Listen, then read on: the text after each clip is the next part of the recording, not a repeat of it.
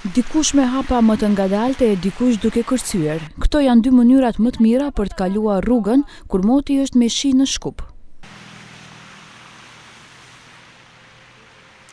Kjo është gjendja e shumë vendkalimeve përkombësor kur bie shi në krye qytet. Duhet të kesh shumë kujdes kur kalon sepse mund të zhytesh në përpellgjet e krijuara nga gropat nëpër rrugë.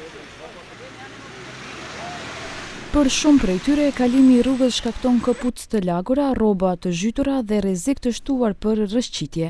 Edhe më problematike është kur makinat kalojnë pranë qytetarëve, duke i spërkatur me ujë të ndotur dhe duke krijuar situata të pakëndshme.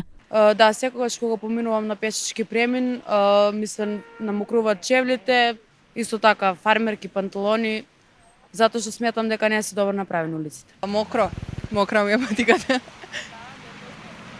Па не искрено, не се нервирам. Тоа е од асфалтот, бидејќи премногу коли поминуваат и не е квалитетен асфалтот, треба да се асфалтираат одново улиците. Мерки треба да се земат.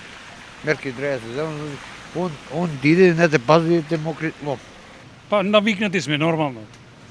А иначе, по моje мислење, треба да биде по-добро технички изведена таа проблематика кај што е.